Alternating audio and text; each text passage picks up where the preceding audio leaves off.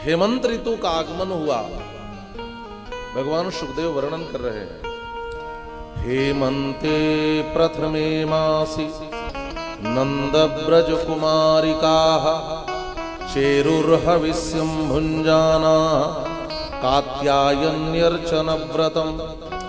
जो गोपियां हैं वो देवी कात्यायनी की अर्चना करती हैं और व्रत करती हैं। व्रत के विधान में वह प्रातः काल जग करके यमुना जी में जाती हैं, स्नान करती हैं, लौट करके आती हैं और देवी कात्यायनी की अर्चना करती हैं। कात्यायनी महामाये महायोगिन्यधीश्वरी नंद गोप सुतम देवी पतिम में कुरुते नमः। हे कात्यायनी, हे महामाये, हे योगिनियों की अधीश्वरी, नंद गोप सुत माने श्री कृष्ण हमें पति के रूप में प्राप्त हो जाएं, ऐसी कृपा कर दो। लेकिन एक त्रुटि करती है, त्रुटि पूर्ण किया गया व्रत फल नहीं देता। ये गोपियां यमुना जी में स्नान करने जाती हैं और निर्वस्त्र होकर के स्नान करती हैं। एक दिन गोपियां स्नान करने के बाद बाहर निकलना चाहती हैं और यमुना के कूल पर उनके वस्त्र दिखाई नहीं दिए। गोपियां घबरा गई, हमारे वस्त्र को किसने चुराया होगा, अब हम घर कैसे जाएंगे। एक गोपी ने कहा, सखी उधर देखो कदम्ब के वृक्ष पर लाल पीला क्या दिखाई दे रहा। दूसरे ने कहा, सखी जरूर कदम्ब के वृक्ष में फूल आ गए होंगे। तीसरी ने कहा, फूल होते तो एक ही रंग के होते, एक कई कई प्रकार के क्यों दिख रहे हैं। तो चौथी गोपी ने कहा, सखी ध्यान से देखो वह पुष्प नहीं, वो हमारे वस्त्र हैं। आखिर कौन हमारे वस्त्रों को चुरा करके वृक्ष के ऊपर रख दिया होगा। तब तक वंशी की ध्वनि सुनाई पड़ी, पत्तों के पीछे छिपे बैठे भगवान श्याम सुंदर वंशी निनाद कर रहे थे। गोपियों ने कहा, यह और कोई चोर नहीं, ये तो अपना ही माखन चोर है। गोपियों ने कहा, हे श्याम सुंदर हमारे वस्त्र को दे दो। श्याम सुंदर ते दास्यः करवाम तोदितम देहि वासांसि धर्मज्ञ नोचेद्राज्ञे ब्रुवामहे। यदि हमारे वस्त्र को नहीं दोगे तो हम राजा से शिकायत करेंगी और फिर राजा न्याय करते हुए तुम्हें दंड देंगे। इसलिए वासांसि देहि, हमारे वस्त्रों को दे दो। कन्हैया ने कहा, देखो गोपियों, नितांत वस्त्र रहित होकर के जलाशय में पवित्र नदियों में स्नान करना, ये नदी के अधिदेवता का अपमान करना है। तुम सबको वस्त्र चाहिए तो भगवान वरुण से क्षमा मांगो, दोनों हाथ उठाकर भगवान मरीचिमाली सूर्य से क्षमा मांगो और आओ मेरे पास अपना वस्त्र ले जाओ। इस संकल्प के साथ ले जाओ कि हम फिर ऐसा नहीं करेंगे। गोपियों ने ऐसा ही किया और भगवान श्याम सुंदर ने यह वस्त्र उनको वापस कर दिया। अब इस लीला को सुनकर के बड़े बड़े बुद्धिवादियों की बुद्धि खराब हो जाती है। भगवान ने ऐसी लीला क्यों की? थोड़ा सा इस पर हम सब चिंतन करें। भगवान श्री कृष्ण ने यह लीला क्यों की और इस लीला का रहस्य क्या है, इस लीला का तात्पर्य क्या है? टटोलना पड़ेगा कि हम श्री कृष्ण को एक साधारण मनुष्य का पुत्र मानते हैं कि हम ईश्वर मानते हैं। पहले हम उनको किसी गोप का बालक मान लें, पहले मनुष्य मानकर विचार करें। हम मान लें कि श्री कृष्ण किसी सामान्य मनुष्य के बेटे हैं, तो कहा यदि ऐसा मान लें तो भी श्री कृष्ण पर कोई आक्षेप नहीं लगाया जा सकता। क्यों? क्योंकि भगवान श्याम सुंदर श्री कृष्ण ने जब इस लीला को संपादित किया था तो भगवान श्री कृष्ण की अवस्था मात्र 6 वर्ष की थी। कितने वर्ष की थी? 6 वर्ष की। और 6 वर्ष के बालक में विकार देखना, देखने वाले के मन का विकार हो सकता है। 6 वर्ष के बालक के मन में कोई विकार नहीं होता, कोई दोष नहीं होता महाराज। तो भगवान श्री कृष्ण पर कोई आक्षेप नहीं लगाया जा सकता। दूसरी बात यदि हम उनको ईश्वर मानते हैं तो ईश्वर ने ऐसी लीला क्यों की? का पहला कारण तो लोक शिक्षा के लिए कि जल के भी देवता होते हैं, नितांत वस्त्र रहित होकर के स्नान करना जल के देवता का अपमान करना है, ऐसा नहीं करना चाहिए।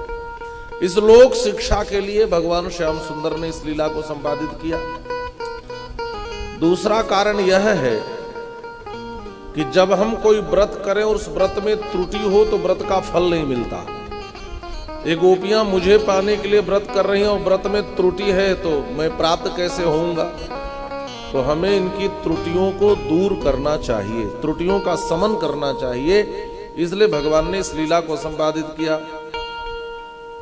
और तीसरी बात यह है कि यदि श्री कृष्ण ईश्वर हैं, हम ऐसा मानते हैं, तो ईश्वर से किसी का क्या छुपा है? ईश्वर कहां नहीं है?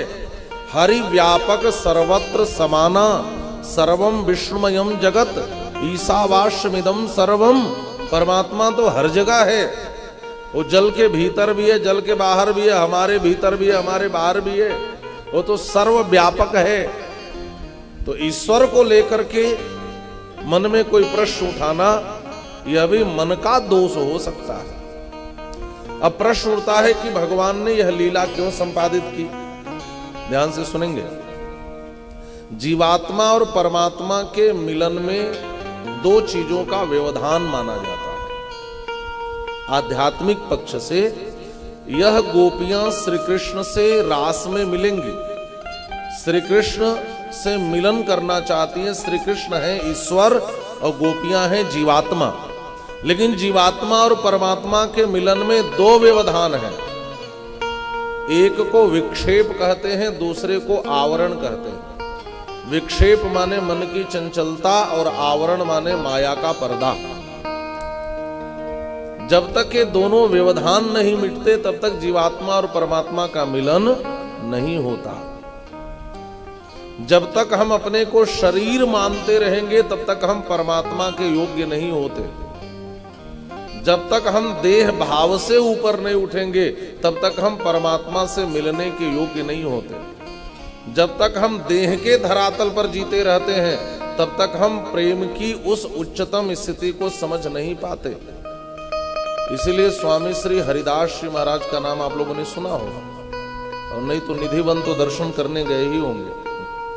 स्वामी श्री हरिदास जी ने भी लिखा है, पंचम भूले देह सुख छठे भावना रास की। जब तक देहाध्यास नहीं होगा, जब तक देह भाव से ऊपर नहीं उठेंगे, जब तक अपने को देह मानते रहेंगे, जब तक देहवादी शरीरवादी बने रहेंगे, तब तक हम परमात्मा को प्राप्त करने की पात्रता प्राप्त नहीं करते। और दूसरे अर्थों में कहा जाए तो जीवात्मा परमात्मा के मिलन में दो पर्दे हैं, आप और आसानी से समझें। एक पर्दा जीव की ओर से है, दूसरा पर्दा ईश्वर की ओर से है। और जब तक पर्दा हटेगा नहीं तब तक जीवात्मा परमात्मा का मिलन होगा नहीं। जीवात्मा की ओर से वासना का पर्दा है, कामनाओं का पर्दा है, इच्छाओं का पर्दा है, अभिलाषाओं का पर्दा है। जब तक यह वासना का पर्दा नहीं मिटेगा, कामनाओं का पर्दा नहीं हटेगा जीवन से, तब तक हम ईश्वर के योग्य नहीं होते।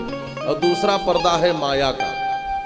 तो जीवात्माएं जो हैं वह साधना के बल पर एक पर्दे को हटाती हैं और दूसरे पर्दे को परमात्मा हटा देता है, तब जीवात्मा परमात्मा का मिलन होता है। यदि कोई मां अपनी कंचुकी को न हटाए और लज्जा करे तो अपने बेटे को दूध पिला सकती है, आवरण तो हटाना ही पड़ता है। परमात्मा कृपा करके जब इस आवरण को भंग करते हैं, हटाते हैं, तभी जीवात्मा परमात्मा के योग्य बनता है। यह जो चीर हरण की लीला है, यह आवरण भंग की लीला है। अब देखिए, आवरण भंग की भी दो विधि है, ज्ञान मार्ग है, एक भक्ति मार्ग है। ज्ञान मार्ग में ज्ञानी तो कहते हैं कि भाई घूंघट के पट को हटा लो, कबीर साहब की एक बड़ी प्यारी रचना है, जब तक यह घूंघट का पट हटेगा नहीं तब तक उस प्रिय से, उस प्रियतम से हमारा मिलन नहीं होगा। प्रिय कौन है, प्रियतम कौन है? परमात्मा ही हमारे प्रियतम हैं।